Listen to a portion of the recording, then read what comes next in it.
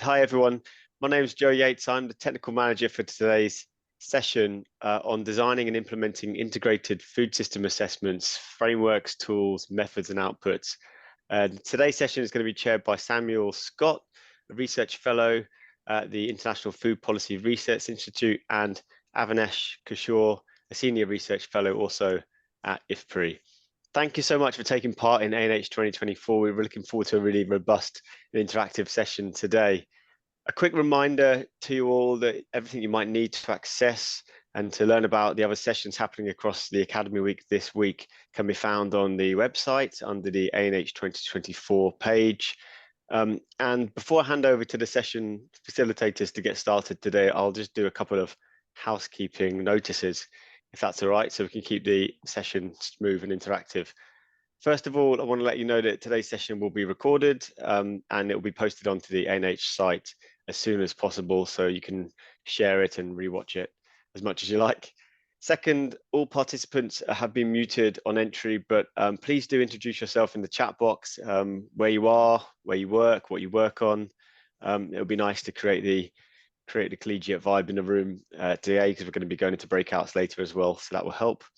If you can, we encourage you to share your webcam with everyone for the same reason, so that we know who's here and it's nice to see each other's faces. But of course, if you're struggling for internet connection or bandwidth or connectivity, just yeah, feel free to turn it off, of course, and save the connectivity. If you have any questions at all for us or for the organisers with regard to the content or technical issues, then just use the chat box throughout and they'll be addressed. Either if they're technical questions for the actual content, then they'll be addressed in the Q&As. But if at any point you have any issues with the Zoom software or anything else, you can get in touch with me directly or my colleague Anna Souza, who's on the call as well. But first, we would encourage you to have a look at your audio settings, have a little toggle around there, and if you have any issues, then as with so many IT things, we've found that restarting Zoom sometimes can sort them out. Finally, I just want to make one note about note-taking AI bots. We've had quite a few of these in the sessions this week, and while we really appreciate that they're a useful tool, they have presented a few glitches on Zoom, and also they've raised a few issues around privacy and collection of transcripts. So if it's okay with everyone, we're going to try and keep these out of the meeting just to avoid any issues. But of course, we will be sharing the recording in due course, so you'll be able to view it back and apply then any tools like that you need to. So without further ado and taking up any more time, it's my pleasure to pass you over to Samuel and Avinash to take things forward. Thank you. Thanks, Joe. Sam, can you put the slides? Well, Sam is putting the slides. I'm Avinash Kishore. I'm a senior research fellow in the Delhi office of IFPRI, and it's a great pleasure for all of us to organize this session. I really want to thank ANH for the opportunity and all the logistical support. And I want to welcome all of you who have shown interest in learning more about doing local district level agri-food systems assessment, integrated agri-food systems assessment in South Asia.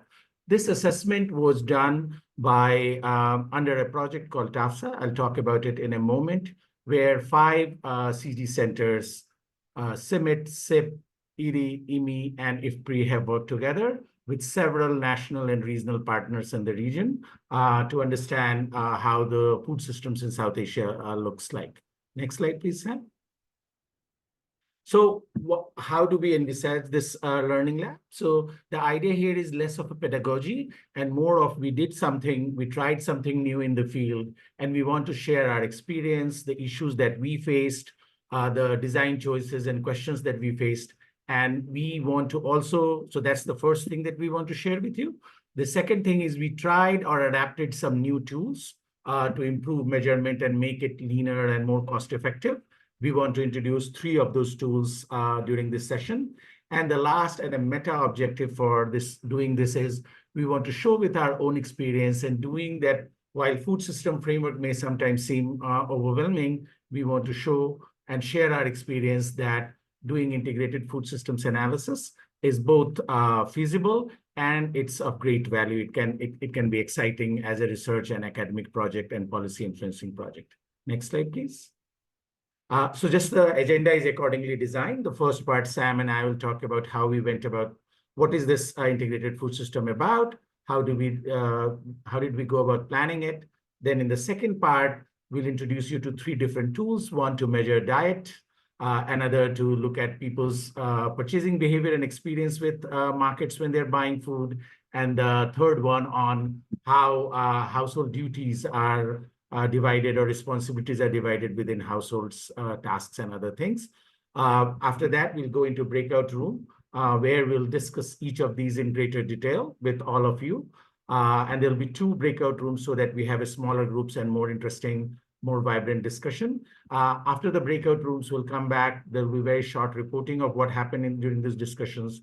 And then my colleague Shumon and Alka will show you how we brought together the data that we collected and how we are going about analysis and some early results. That's the whole plan. Next slide, please. So basically, just to quickly introduce, many of you are probably from South Asia. You know, South Asia has a lot of opportunities and challenges when it comes to food systems. It's the most densely populated part of the world. A lot of poor people, malnourished people are here. We are also a hotspot of climate change.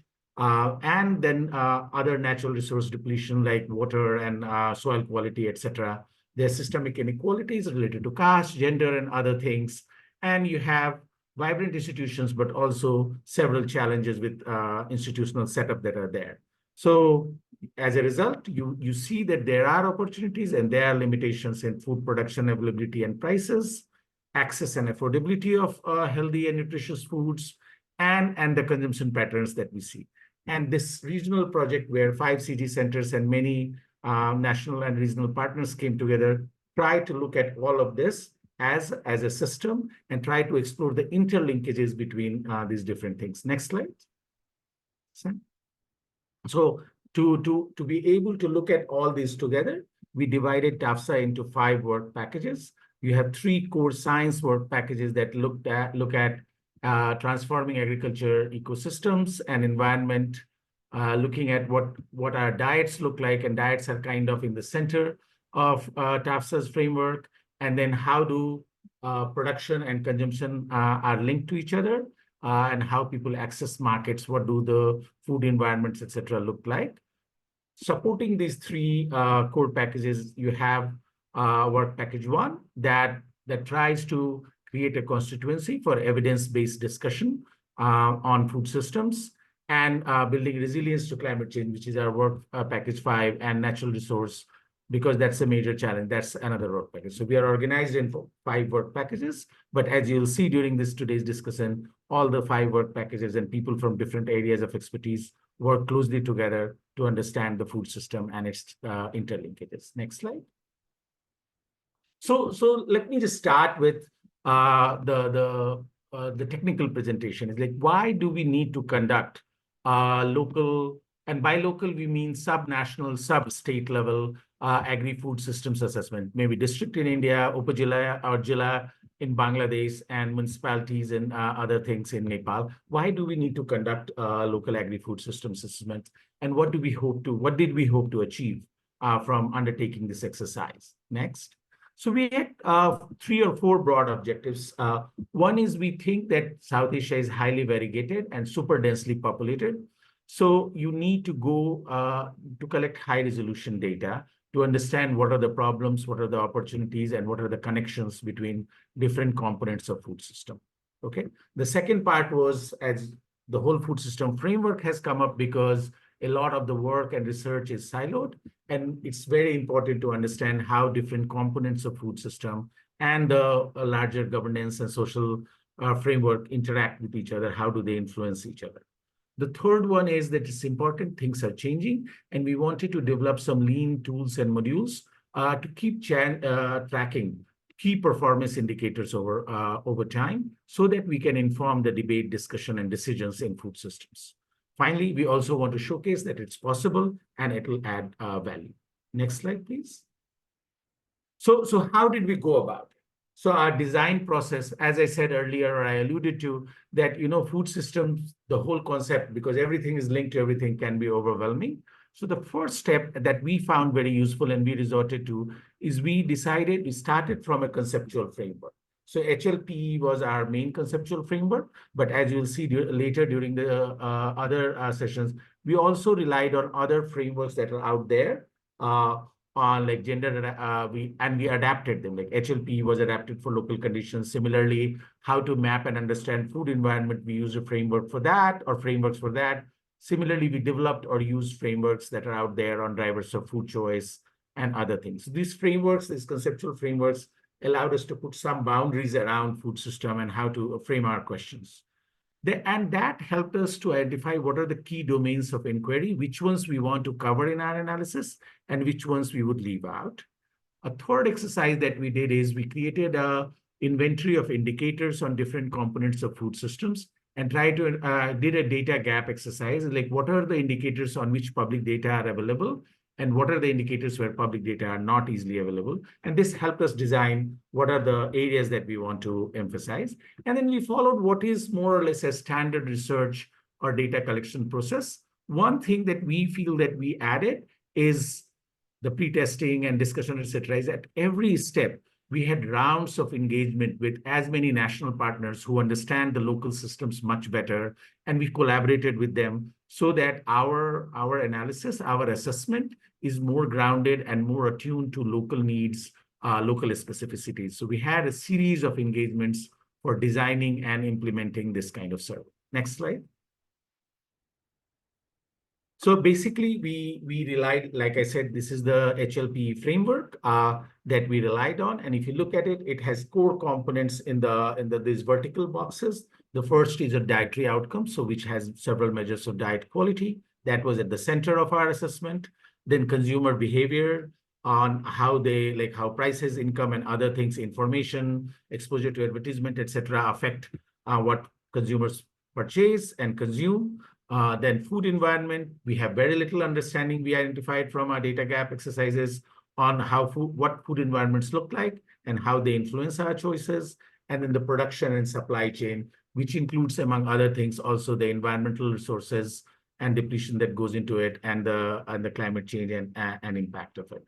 On the outcome side, we have in the HLP framework the health and anthropometric outcomes. You'll see later that we didn't get into measuring those outcomes. And then a lot on economic and political environment. You have drivers of change where you have biophysical and environmental drivers, technology, political and economic ones. We didn't get too much into political economy or political drivers of it. Socio-cultural and demographic, we try to target by looking at what's happening intra-household and collecting data from all kinds of households, poor and rich, farming and non-farming, from each area. Next slide, please. So now we wanted to check just to that whenever you're trying to conduct a food system survey or food system analysis, there's always a challenge as to what to keep and what to leave out. Otherwise, the whole survey becomes overwhelming. So here's a quick poll for you guys. There are choices on some of the key components and outcome indicators of food systems. I would encourage all of you to take the next 30 seconds to identify which are the top three that you think must be included in any integrated food system survey. And you'll later see what are the parts that we kept and not kept. So please go ahead and vote on the top three of these 5 options that you think must be there in every integrated food system survey that is done in any country. Please. Climate. So it's quite evenly distributed. Yes, it's not easy to choose. As you would see, we also found when we were trying to grapple with this question, Avinash, the integrated survey. Sam, over to you. Yeah, thank you, Avinash. So I don't know if we can interpret the results of the poll given the issue that everyone had to select every topic, but you know, they're even kind of evenly distributed. I see that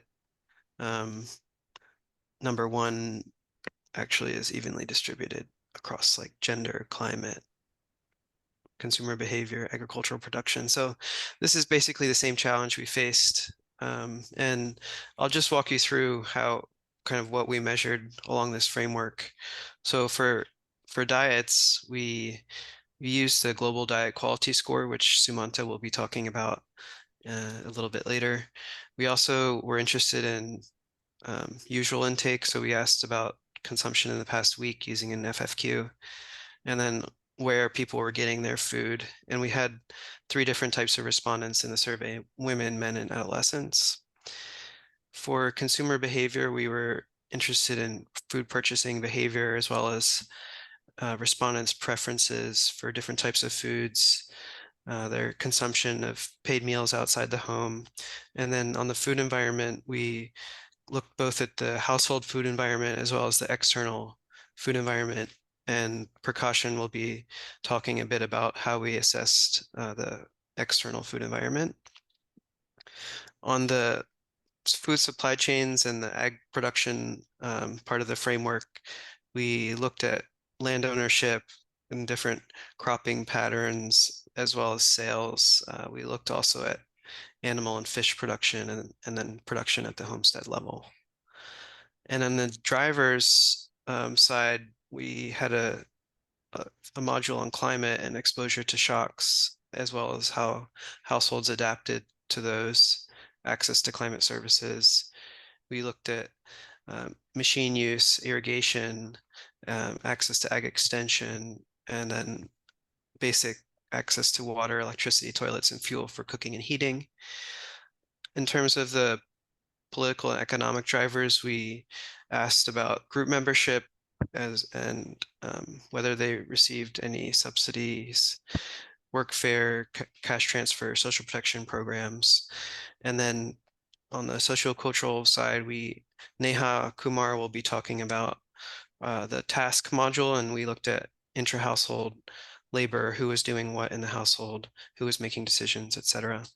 And finally, basic demographic drivers. So we tried to touch along different points of the framework, but of course, the challenge with food system assessment is that you would like to measure everything, and you have to think about how to prioritize. So I'm going to talk a little bit about some of the decisions we had to make.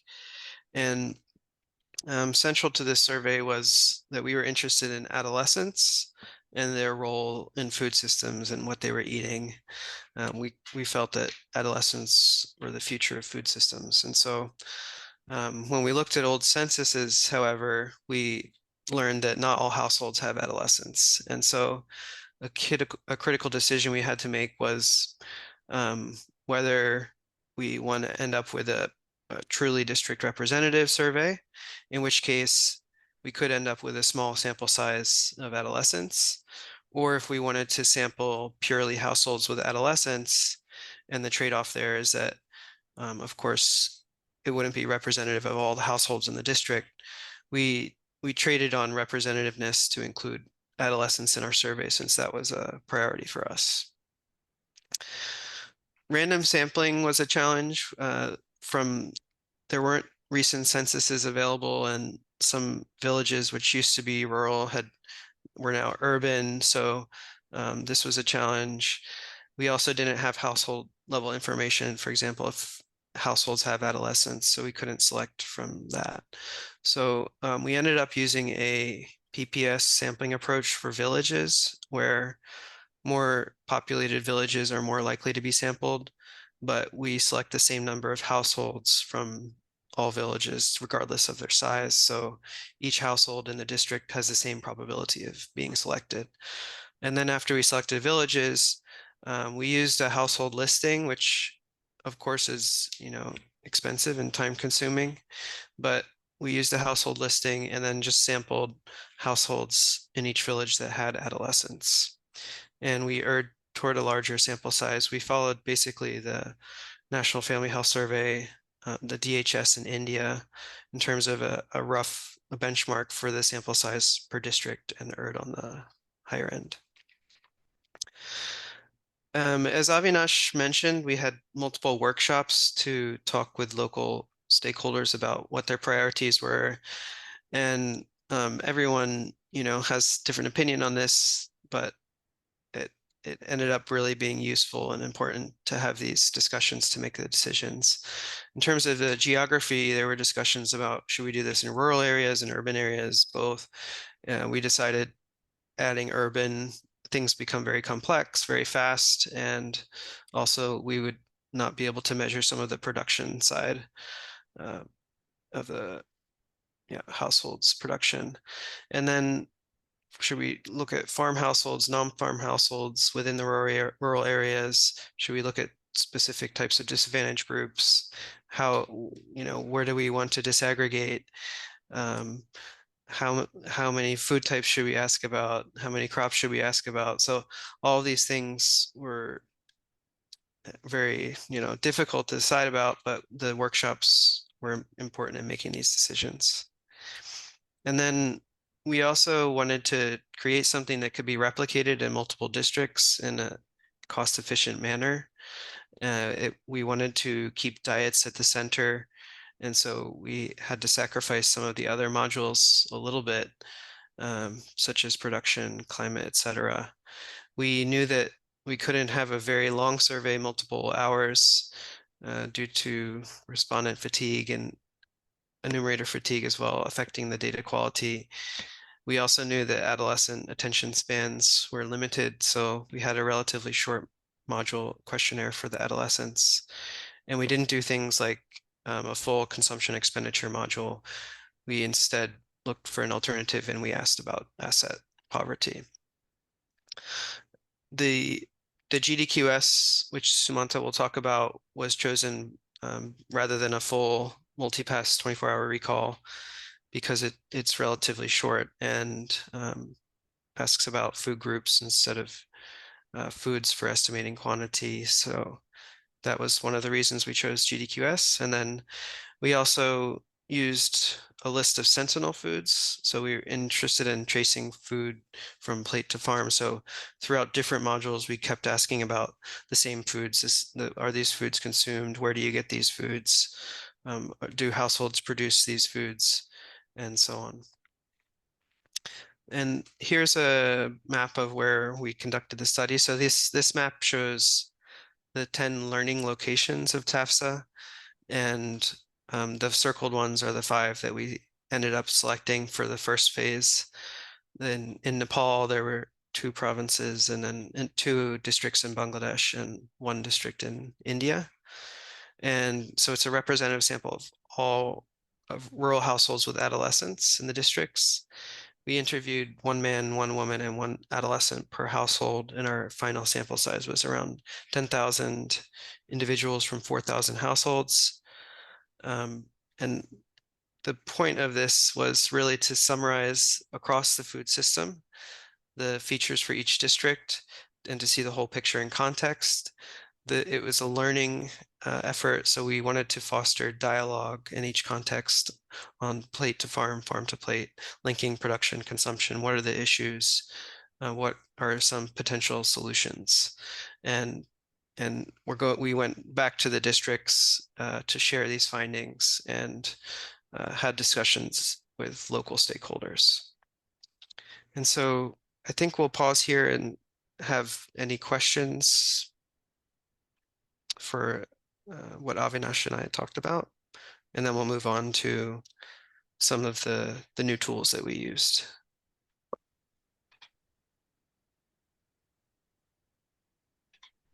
So if anyone has questions, they could raise their hand or unmute or type in the chat.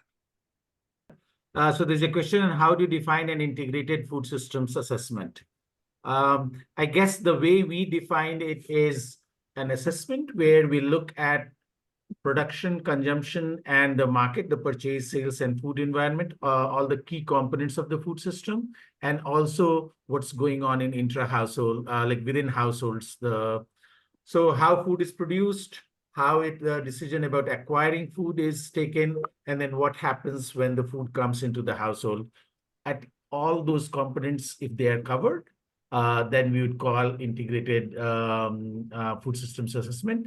As you say that even this definition does leave out a lot of critical components that many of you who could vote thought were important and we couldn't include, for example, measuring health outcomes or anthropometric outcomes, or even income and other things that maybe some other people may consider an important part. But I think what makes it integrated agri-food is it has production, markets, acquiring, consumption, food environment, and consumption itself, and then what goes within the household apart from consumption, food, cooking, preparing, etc.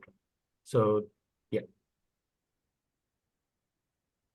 there's a question on was male-female proportion considered for adolescents. So we chose all the households that had at least one adolescent, and we didn't try to have equal number of across our sample. We had this decision to make whether we want to oversample certain disadvantaged groups, and we ended up going with simple random sampling. So we didn't try to have an equal number of boys and girls in our sample. I think the numbers, though, Sam, please correct me, ended up being fairly equal Yeah. across the three areas. Yeah. And the only choice was if there are multiple adolescents in the household, we selected the older one. Yeah. But we ended up with a 50-50 split.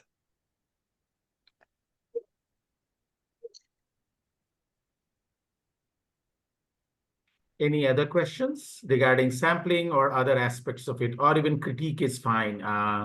This is sharing, as we said, so we are quite open to any suggestions, critique, etc. of the thing.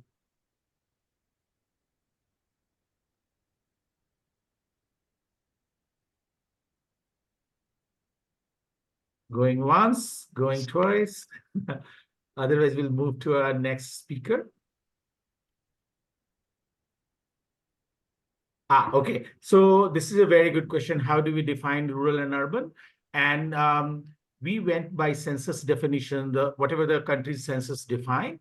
And as Sam alluded to, it ended up becoming somewhat problematic in 2 or 3 villages in Bangladesh, where when we went, the census, we used an old census. Census classified certain villages as rural, certain areas as rural. And when we went there, they had been randomly sampled into us, and we found that they had almost entirely urbanized. But our working definition was rural areas are where a high fraction of the working age population is into primary production, is engaged in some form of food production. That to us was a rural area. But essentially, for the most part, we were relying on census definitions in each of the 3 countries. And it ended up being that, yes, a very high percentage of our households were engaged in some food production. 90+% was the number. Yeah. Any other questions? Please quickly, so that we save time and go into the some of the new tools we tried. If not, we are slightly behind time, so I'll hand over to my colleague Sumanta, who will talk about GDQS, a new tool to measure diet quality. Over to Sumanta. Sumanta, please introduce yourselves and go ahead with your presentation. Thank you, Avinash. Assuming I'm audible, let me start with my introduction. My name is Sumanta Neupane, and I work for IFPRI New Delhi office, and I'm a program manager, and I've been working at IFPRI since 6 years. Next slide, Sam. So let me quickly introduce GDQS. I won't spend too much time because Intech, who originally developed this GDQS, they did a similar learning lab 2 years ago in 2022, which was really helpful. I've also pasted a link for that video recording. You can go back and watch if you want to know more about GDQS. But in today's presentation, my focus will be our experience of using GDQS and adapting this to 3 different diverse settings in South Asia, what we had to do before the data collection and what we did after the data collection during data management and analysis. So my focus will be there. But in introduction, I would like to highlight one point, the second bullet point.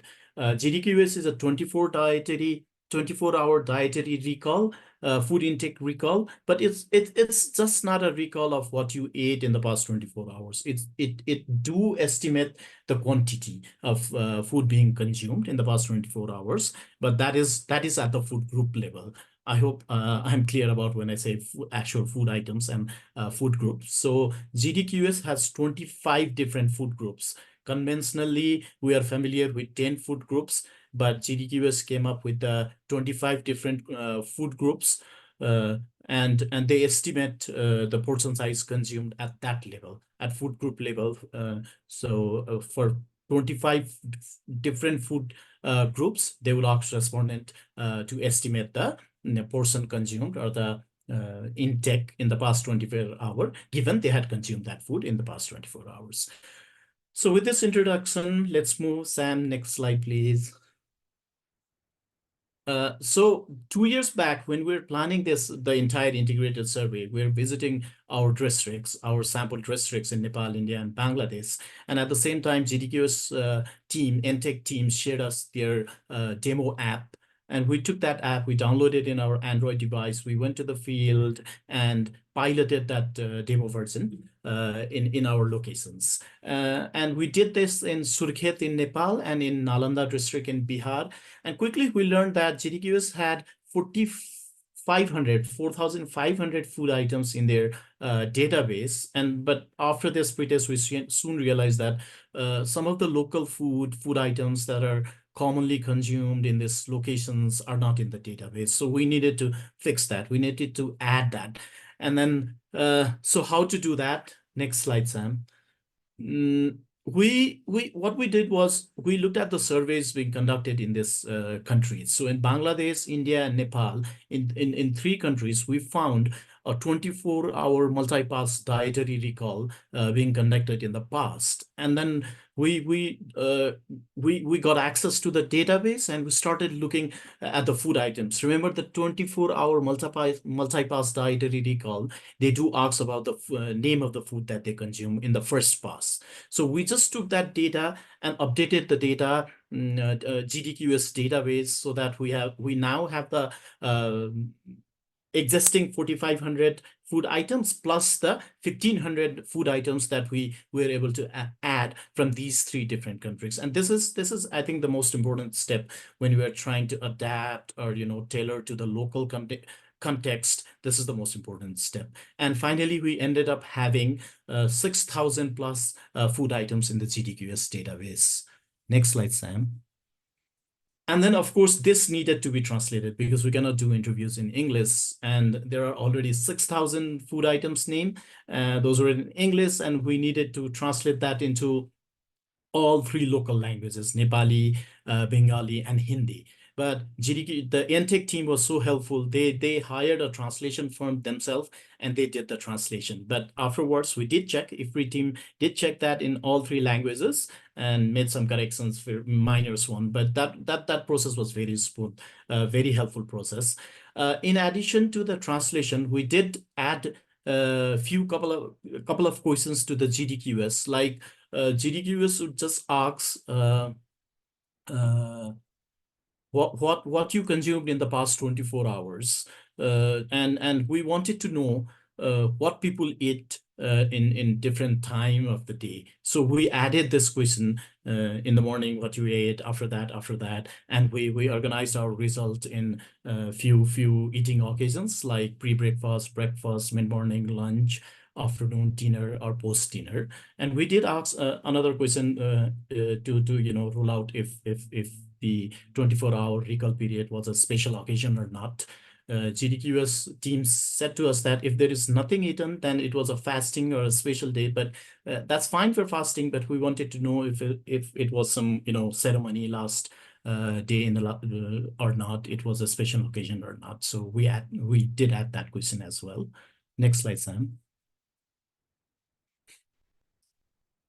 And another important step and a big help from a NTech team for us was, Morad Morsi from NTech, FSI 360. He visited to train IFPRI and IFPRI's survey partners on GDQS. So we had organized a 5-day training of trainers in Kathmandu back in 2022. And Morad, he traveled all the way from US to Nepal, and he did organize a session on GDQS 1 full day. That was really, really helpful. He taught us a lot about GDQS, and we learned a lot. And that was also helpful for our survey partners who then went back to their respective countries and trained their enumerators. That was really helpful. The other thing we need to understand was, we have this separate app for GDQS, and we have a separate app to collect data on other survey modules, as Avinash as Sam pointed out earlier. But we needed to create a link between these modules, JDQS and other modules. Otherwise, we could not make any cross tables or any regression analysis. So JDQS, they have a unique ID for each interview they conduct, which an enumerator after completion of the survey would copy into a clipboard and paste into our main data collection app for whoever the interview was conducted. Remember, Sam mentioned earlier, we had 3 respondents, adolescent, male, and female. And we thought that, there are 3 respondents for main app, 3 respondents for adolescent. What if, the IDs were pasted in someone else's main app?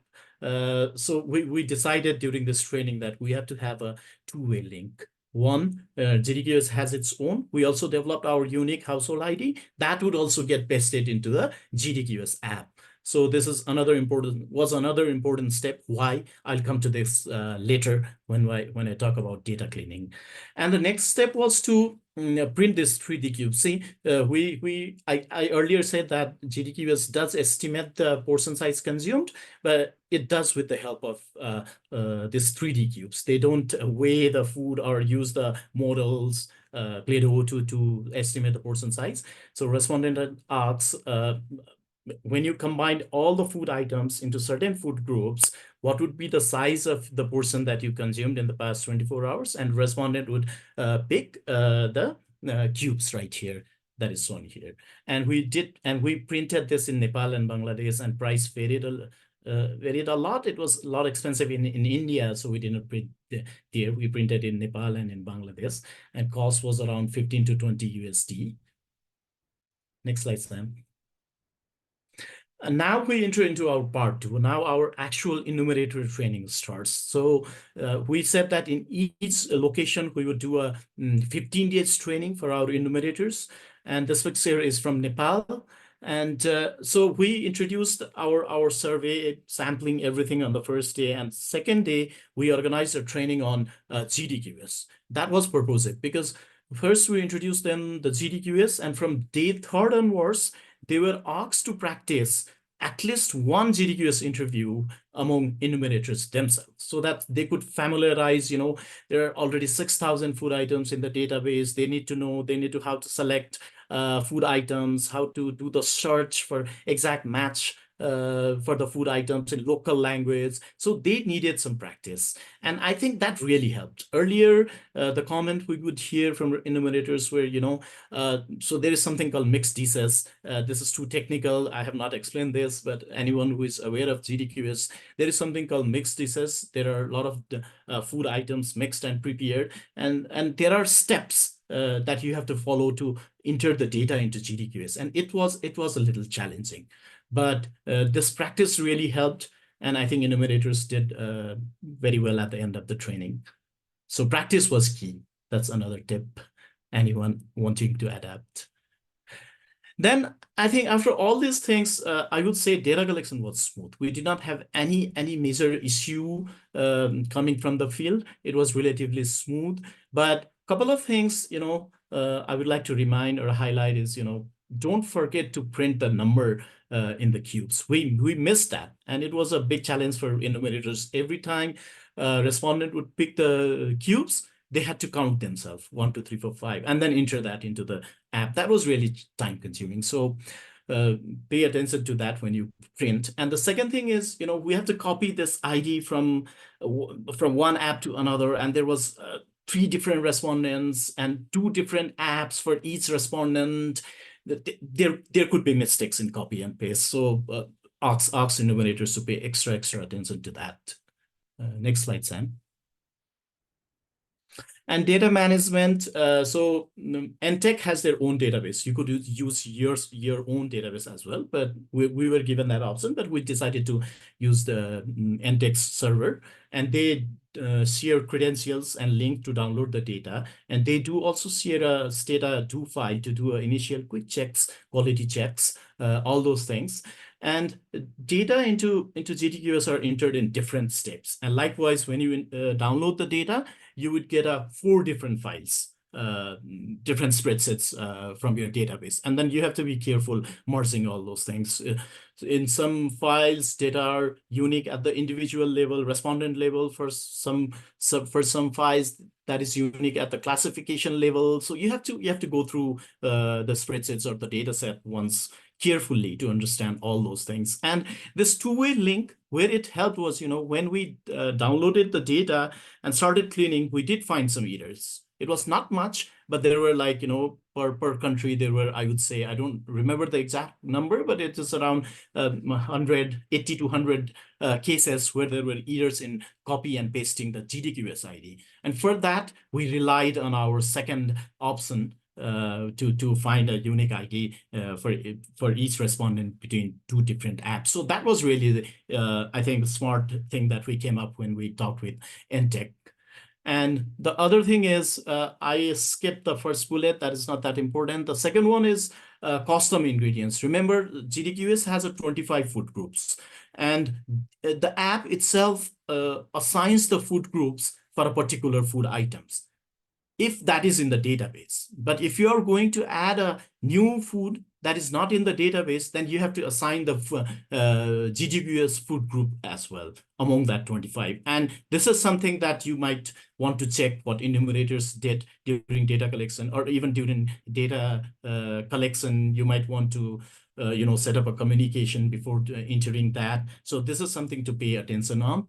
And because it could have a lot of implications, you might have to drop the entire observation if that is mistake. Remember, the food group or the portion size estimation is done at the food group level, and when the food group is assigned to the different food groups, then that portion size estimation won't work.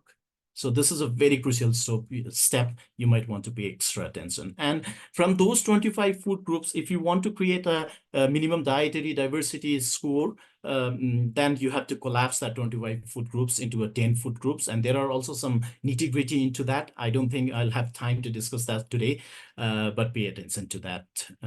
Next slide, Sam. Okay, it's a poll time again. So I know it was a very quick presentation, but we would love to hear from you if you would be interested to use GDQS in your survey next time you do any survey or dietary assessment.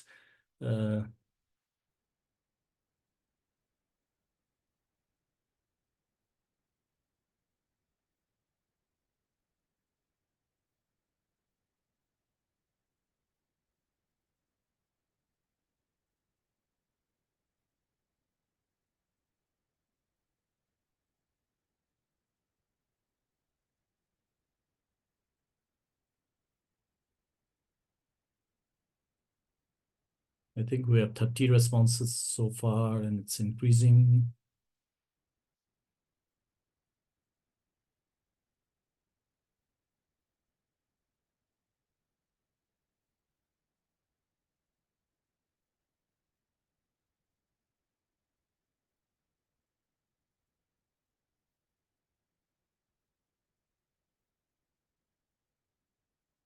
Sam. So I think we should just share Okay. the result move on. Yeah. Okay. So I think people are interested, very interested in using that. It's 67% said that they are very interested, and another 33% said that somewhat interested.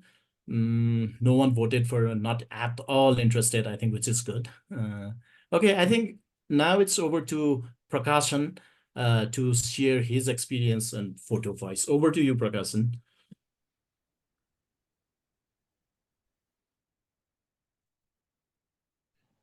Yeah, thanks, Samantha. It's nice to see that you introduced the GDQs going from the diet and where the food come from. That's what I'm going to talk about. Hi, just let me introduce first. I'm Prakashan, a senior economist at the International Rice Research Institute based in Delhi. So as part of the TAFSA integrated food system assessment, which Abhinash explained, we did conduct studies, two types of surveys. That's one is at the households and another one at the market. So the market survey is predominantly quantitative surveys. Complementing to that, we did conduct qualitative research. One of that is the photo voice, and we also looked at the value stream mapping, and we did look at verbal protocol while consumers make their decisions on certain purchases. So I focus today only about the photo voice approach. Sam, next slide, please. Which combines actually the photography with the grassroots social actions, specifically like giving the participants the cameras and then ask them to take photographs with certain guidelines, and that include that's for us it's predominantly about the food environment, and specifically the external food environments, and some photos that comes from the within the household. So thereafter we conduct narratives, like ask about the photos, how did they choose, etc., and stimulate discussions. So this is kind of a more interactive discussions. That's what we followed, and then follow up with that with the understanding and deep diving into the participants' perspectives around this. So what we really ensure here is like to empower the participants by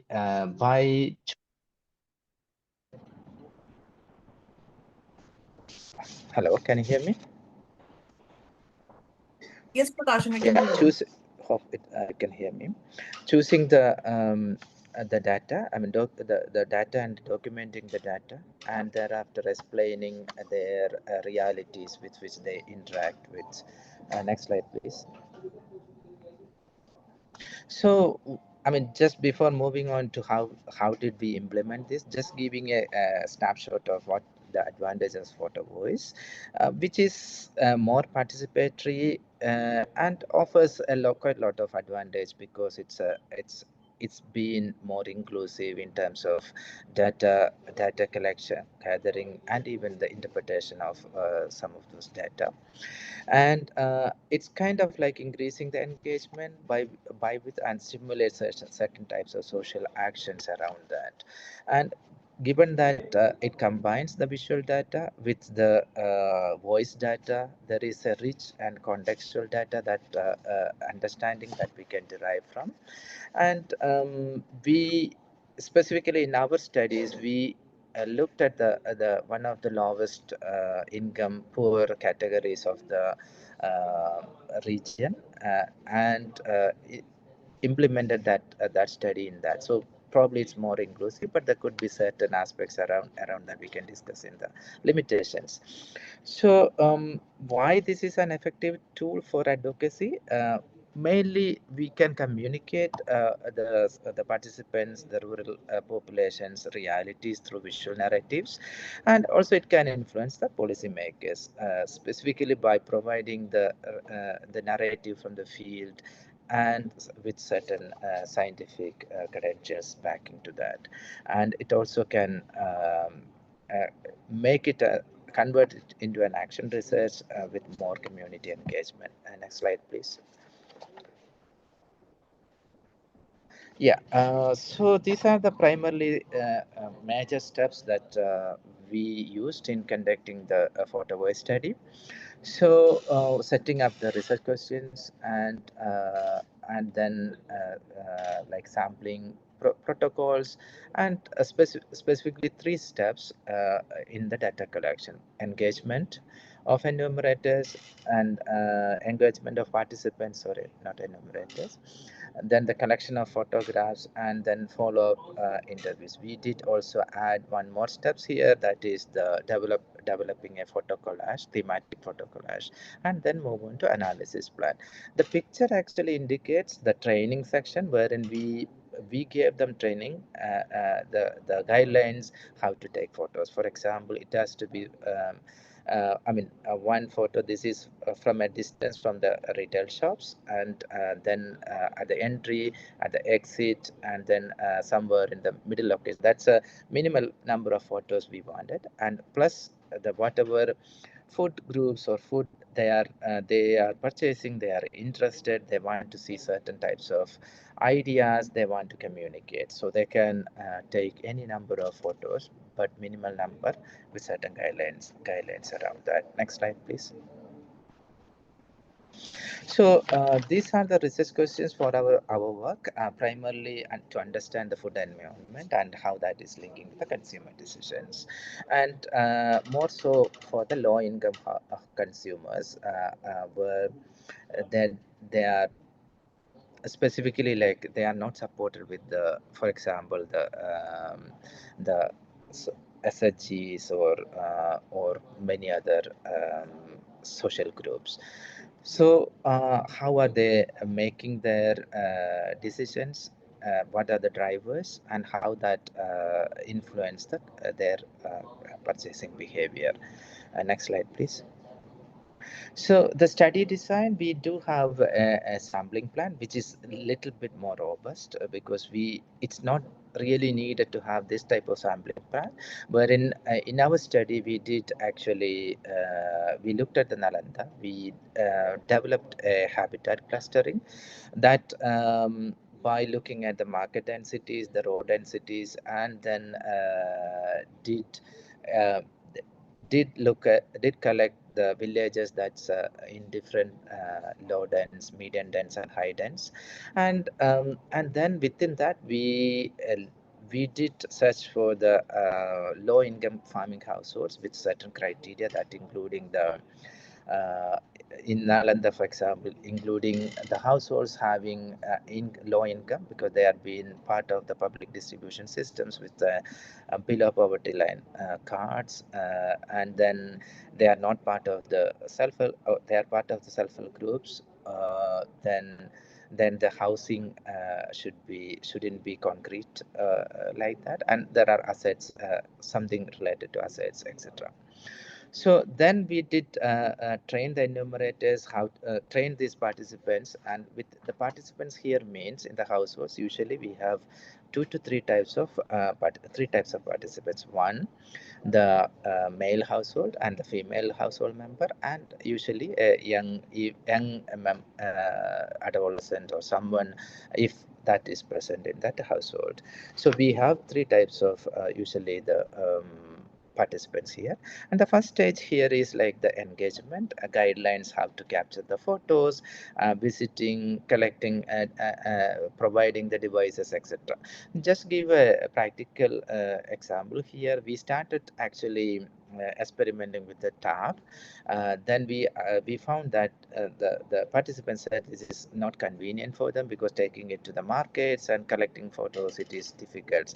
Then we moved to the mobile phone, smartphones, and given the literacy and smartphone literacy here, it's quite fine, but I'm a bit skeptical if that's not the case in regions where smartphone literacy is very, very small.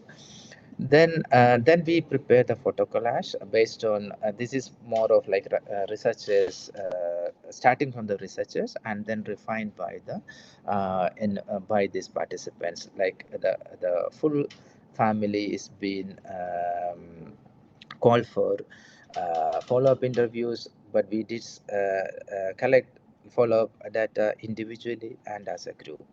Next slide, please.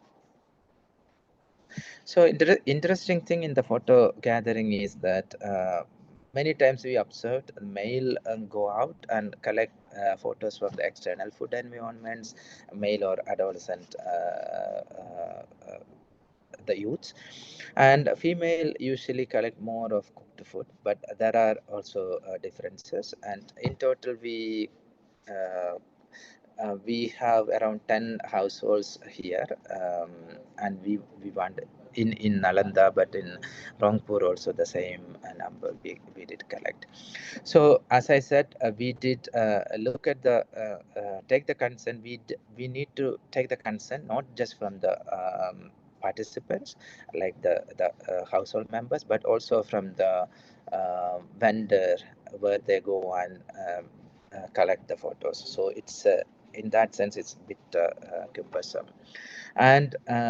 And then we did have a follow-up visit after the guiding and to monitor how the photos are. If the quality of the photos or are not coming up well, then we give them a follow-up further guidance around that.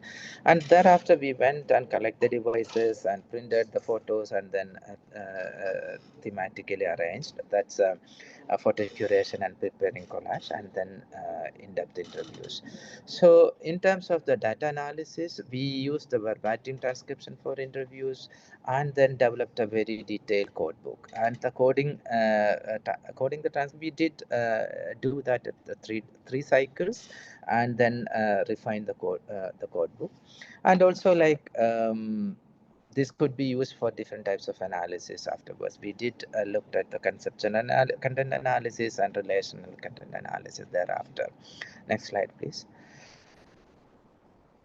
So just give an idea, how did the participants look at the second photos? Like, we cannot buy cauliflower in the summer, it is costly at that time.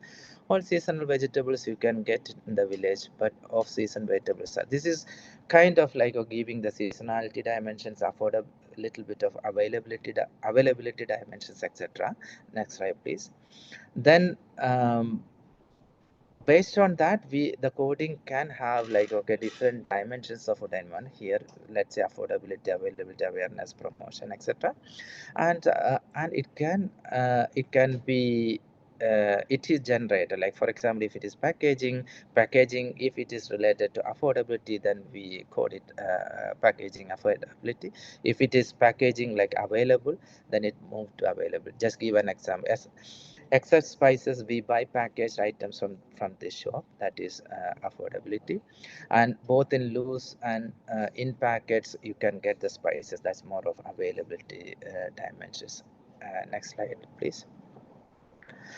So based on that, like we had around 15 themes, 64 codes, and 32 sub themes, whatever we can say that, out of which the 5 codes represent almost more than 75% of the total data. That's availability, consumers decision, convenience, social culture dimensions, and affordability. Can you go next? Yeah, so for example, like, okay, if we say the location comes with availability, it can also interpret interpret in the convenience matter. It also can be in terms of affordability.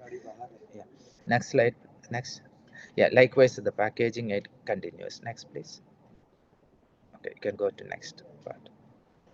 Yeah, then what we did, okay, we have the external food environment, the purchasing, etc. So we asked specifically to the participants, only go to the shops and only go when they want to purchase. So we give them 1 week time, the instrument, the camera, and the mobile phone. Then they can collect the photos only when they go to the shop for purchasing.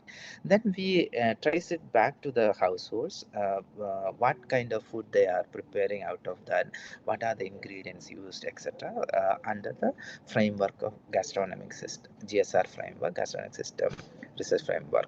That's why we group them into occasions: breakfast, morning snacks, lunch, evening snacks, dinner, etc. So this is also a work in progress. Now we are looking at the shopping behavior and how that can be used with the photo voice. Then we are using both the quantitative data, that's from the surveys from the integrated food system assessment. Next slide, please.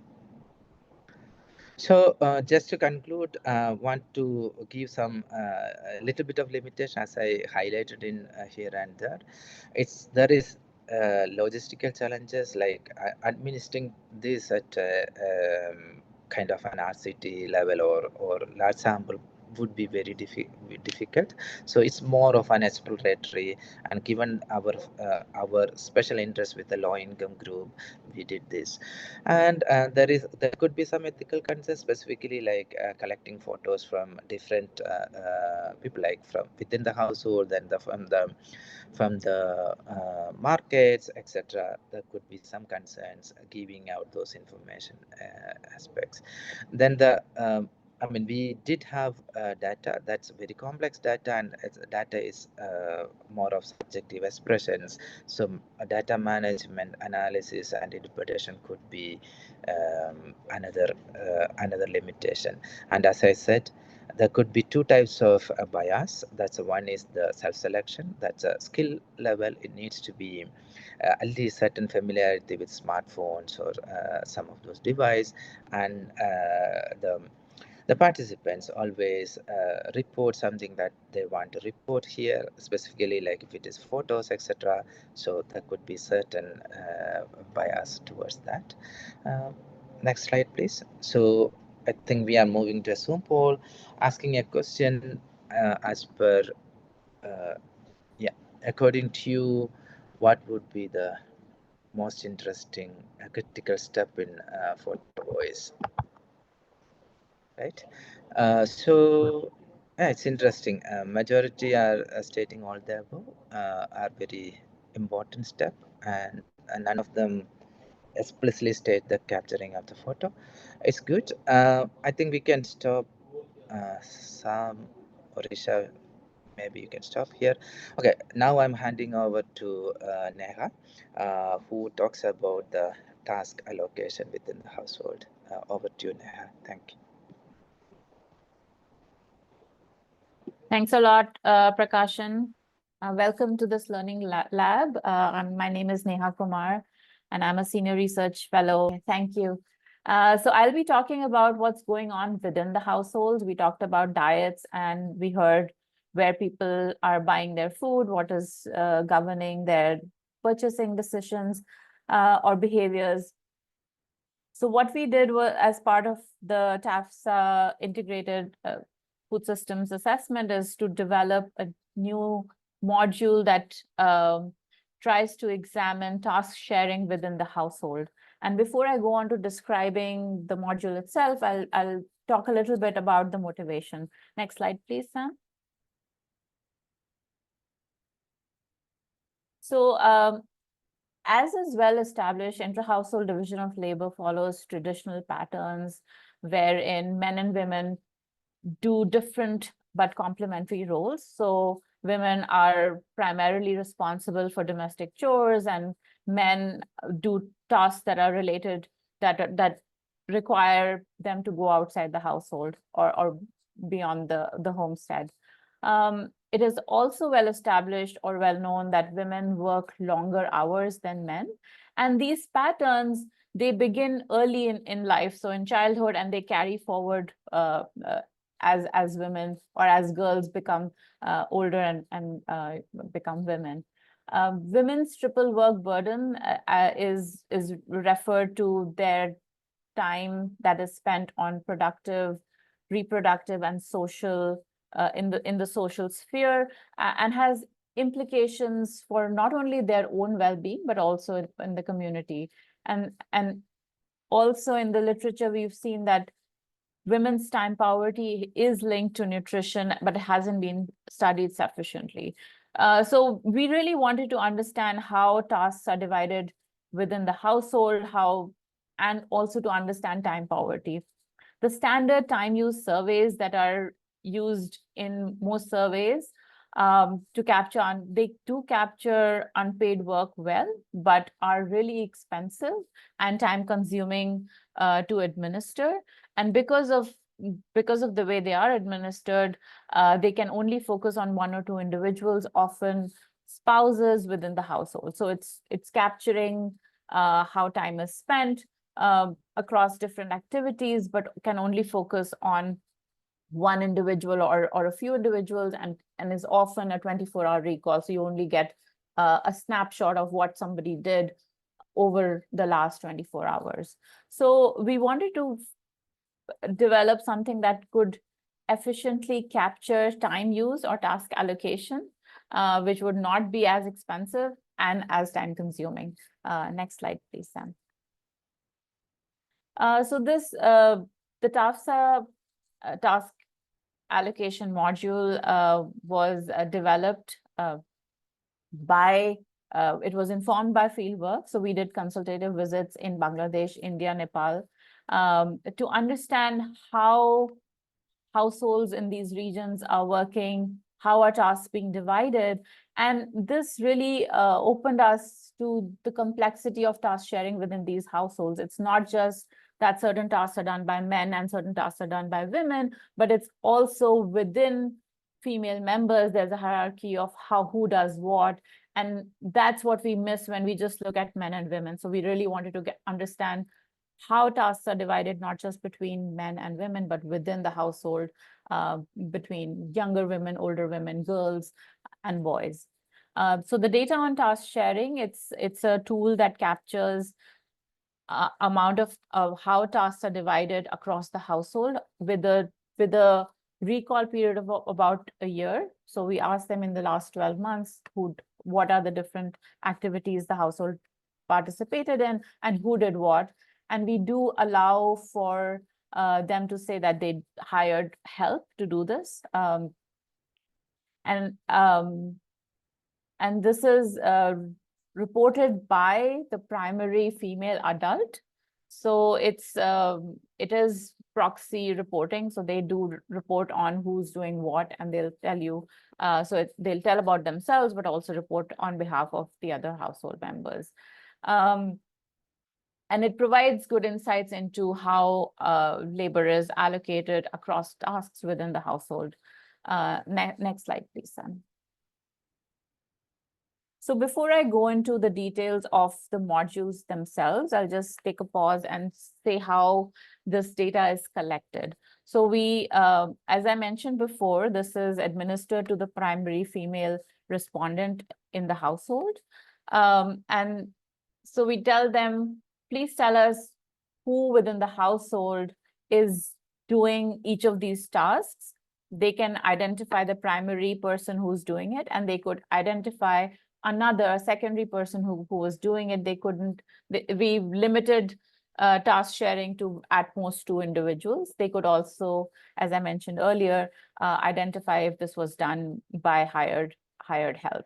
And we divided the broad task categories into agricultural tasks, domestic tasks, and maintenance and care related tasks. So the agricultural tasks were quite detailed. We have about 19 tasks that we listed. We are open to ideas. If there are any that we missed, we would love to include them. I'm not going to go through all of the tasks, but they primarily go from beginning of crop cultivation, so preparing the land, and then going all the way to taking the produce to the market. We also have tasks on livestock rearing and fish rearing. Next slide, please, Sam.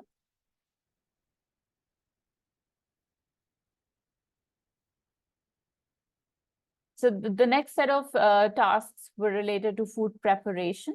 And as you can see, we started out from purchasing food to all the way to cleaning the dishes. So you get the food in, you have to store it, you have to clean it, you have to cook it, you have to serve it. And then, so all these tasks were listed out.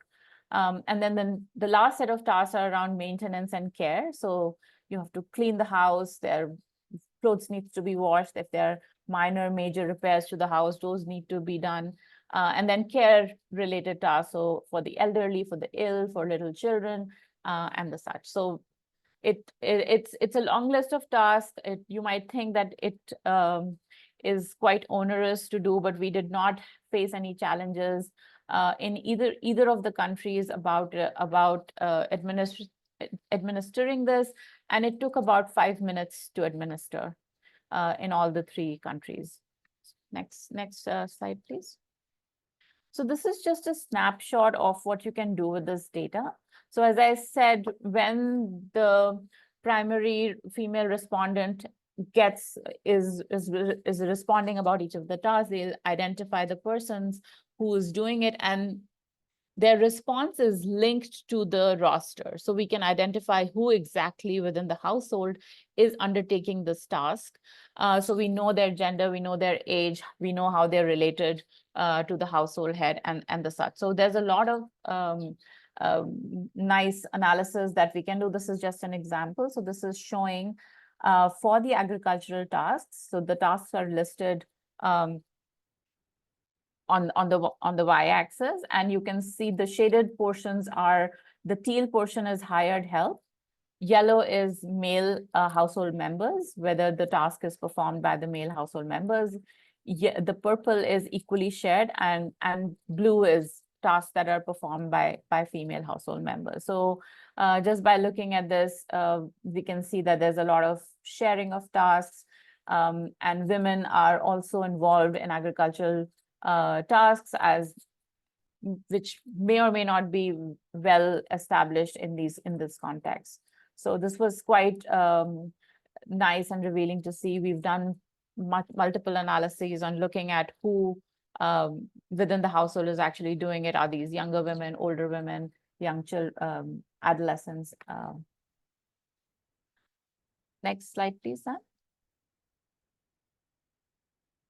So in addition to just analyzing the data that we had, we thought of looking across our task allocation module and the standard time allocation module that has been administered in the same context, to just, first look at what are we capturing, what are the differences. And I don't think I have the time to go through each and every column here, row here, but just to look at, so the respondents in our survey is the primary female adult, so as I mentioned, whereas in the standard, which is in the WEA, which is the Women's Empowerment and Agricultural Index, it's that has a standard time allocation module, and it's administered to the person you're asking about, like, so it's direct response. The coverage, yeah, I covered that. It takes much longer than the module that we collected. The big difference is that in our module, we don't collect time.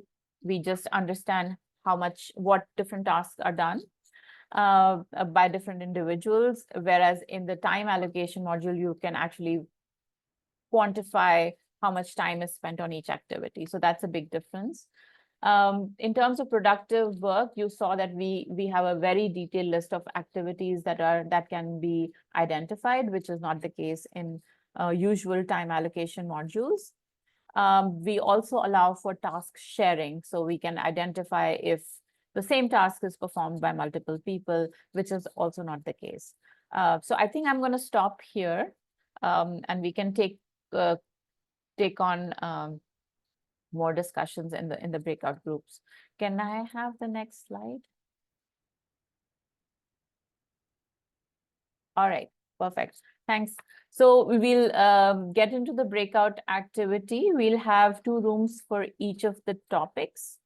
So the rooms 1 and 2, and everybody will get assigned. If you really strongly feel about being reassigned, I think you can exit and you'll be able to join the group of your choice. So rooms 1 and 2 will be talking about diets. Rooms 3 and 4 will talk about food environment. Rooms 5 and 6 will talk about intra-household labor, which is the task allocation module that I just talked. So moving on to the last session, hopefully one of the most exciting ones. So I'm Shimon Chakravarti. I'm an associate research fellow at IFPRI, and I'll be co-presenting this with Alka Chauhan. She's a research analyst also at IFPRI. So next slide. So just quickly, just going over the objectives of this session, we want to do a few things. First, we want to look at how to use the household and market data sets together. And for this, we have 3 sub-objectives. The first one is how to create market level indicators and then map them to visualize what markets look like in these settings. Second, learn how to use GPS data to collect distances between households, markets, and towns. And third, use the market level and the household level data to predict individual level outcomes like diet quality using the GDQS metric. So now I hand it over to Alka. Moving on with the first objective, we learn how to use market level data to create indicators and map them. To quickly give a brief picture of market data, we have data for 5 districts, as you must have seen in the previous sessions. And within districts, we have villages, and within villages, we have markets or shops. So here we can give 2 examples of market level indicators. One is proportion of shop with the access barriers. This is created by dividing the number of shops having physical or social access barriers by the total number of shops in a PSU or village. Similarly, another indicator is proportion of shops with fruits and vegetable visibility. This was created by dividing the number of shops with high visibility of fruits and vegetables by total number of shops in a PSU. So after creating these variables, we take a mean of the indicators at village level and then divide it into tertiles. Hence, you see low, medium, and high. Also, red gradient reflects negative exposure, green represents a positive, and as you can see, barriers are red and visibility of fruits and vegetables is green. We have also mapped the nearest cities or towns, which is the blue marker, but we will come to that later. Next slide, please. So we will look at some maps that were created using the market data here. So we used the price data module, which had information on type of foods a vendor is selling. And in that way, we created these vendor typologies. So by the means of these maps, we can clearly see that package UPF has penetrated the rural markets. So have traditional fast food and fried snacks, whereas Western fast foods are still low. Next slide, please. We also created some indicators from the household survey. So here we use the village centroids and proportion of people who reported these. In the first 2 maps, we can see that high eating out and snacking occasions are evident across all districts. And if we look at the bottom 2 graphs, we can see that there are pockets of high exposure to information on healthy foods and ads on unhealthy foods. So these pockets are concentrated around cities, which is the blue markers. We also saw when we were working on the data that highest source of these ads was media. So the clustering of the clustering near cities is expected. Over to you, Shuman. Thanks, Alka. So now let's talk about combining the 2 surveys, the household and the market, to get some integrated survey insights. So we know that household level data usually is structured. So we have individuals nested within households, nested within villages, within districts. So that means we have about, say, 4,000 households. And in the same villages, we have market data. So here we have to first think about what our research question is. Say, for example, if our research question is looking at the drivers of diet quality, then our Y variable becomes diet quality at the individual level. Therefore, we would like to get market level indicators likely at the PSU level. And so what we would do is we would merge the household level data with market or PSU level market variables. We could do that using either the PSU ID or we could use geospatial coordinates for some other kind of indicators. Next slide. So here's an example of what that kind of merging would look like. So if you look on the left panel, you'll see those are household IDs and the different colors represent unique households. Next to them are the different villages in which they're nested. So there are 3 villages and 5 different kinds of households. And then if you look at the indicators there, that's access barriers to shops and fruits and vegetable visibility. And as you can see, those are 2 indicators that Alka showed on our first map slide. And you can see that those indicators repeat for the same PSU. Whereas the GDQS plus actually varies for each individual. So individuals can have different GDQS scores, but they would live within the same village level environment. And so that's your PSU level merging. Next slide. Another thing that we could do is we could use GPS data. So what can we measure with GPS data? So for example, we have the locations of the households, we have the locations of the different markets and shops, and we have the locations of nearby towns. This can be sourced from external sources like Google Maps. So indicators that we could construct would be the distance to the closest market or retailer, or the distance to the nearest town or city. And now Alka will walk you through one example of how this can be done. So here we are showing a snapshot of how the data will look like after populating lat-longs of the towns. We're showing an example with 3 households, and the habitat lat-long that you see here is the centroid of where these households exist. Then, like Shuman said, we actually shortlisted some towns within the district. And so we added about 10-15 towns, including some from the neighboring districts, to ensure that towns around border areas are also covered. For illustration, we are showing an example of 2 towns over here. So town 1 Long and town 1 lat long and town 2 lat long are the lat longs that we identified from Google. So we can use any software to calculate the distance. Here we have used GeoDistance package from Stata. So if you look at this code, it calculates the distance. And after that, there is a snapshot of data, which is in the bottom panel. So you can see 2 new columns on the extreme right. These are distance to town 1 and distance to town 2. Now, similarly, we can consider all towns in a district and calculate distances. And ultimately, we can get a nearest town to each PSU or each household that we want to calculate. And again, similarly, we can calculate distance to nearest markets as well. Next slide, please. So next we see how distance to towns and distance to markets behave. Each line in these plots represent a district. We can clearly see that more the distance to the town lowers the GDQS plus and snacking. GDQS minus is almost an upward trend, whereas eating out is mixed. Next slide. Looking at distance to market, it behaves similar to distance from towns in general, but we do see a greater variation across districts.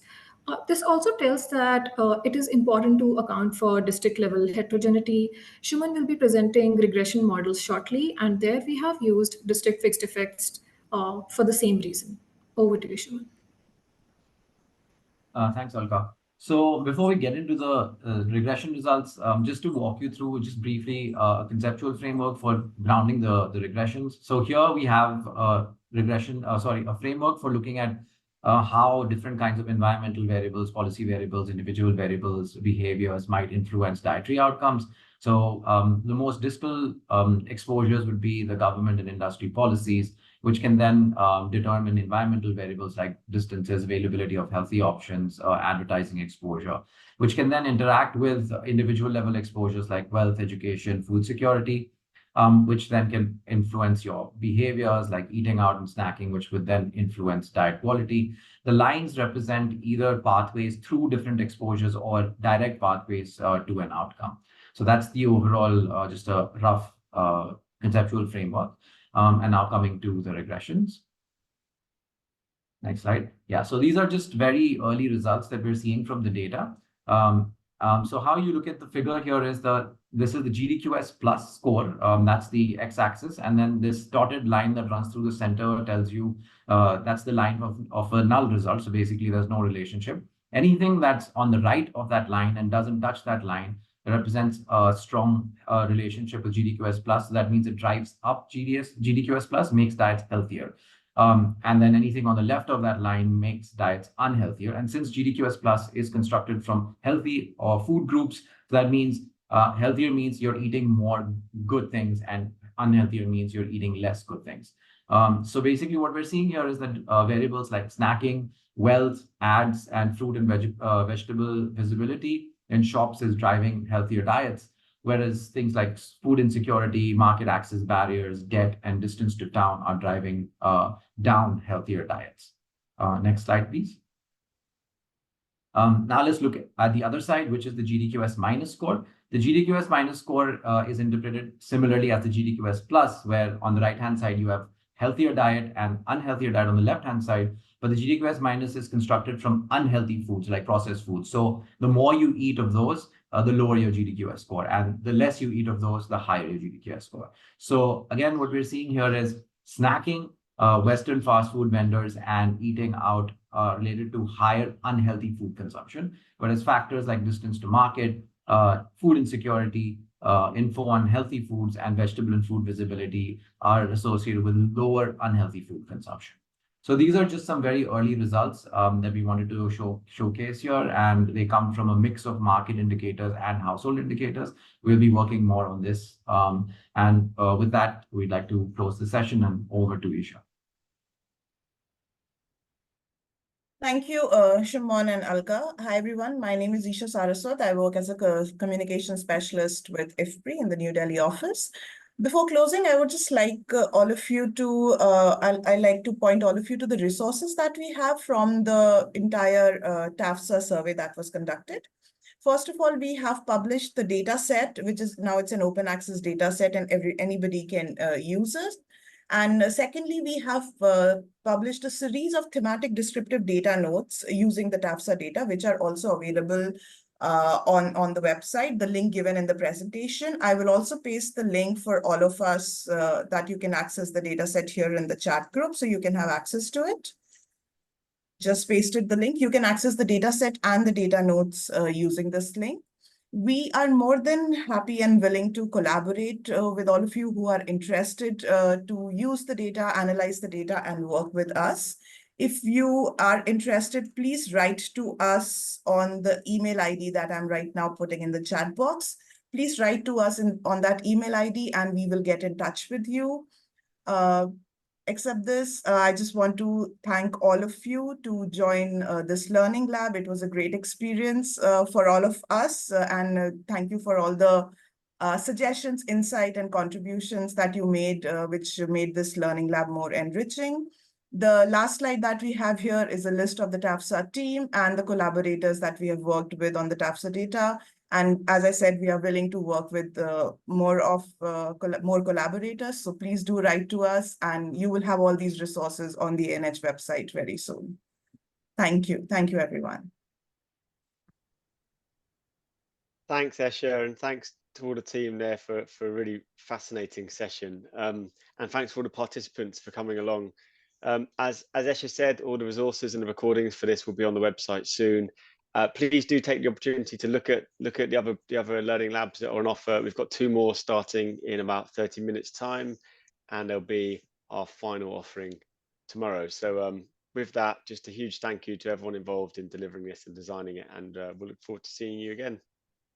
Bye now.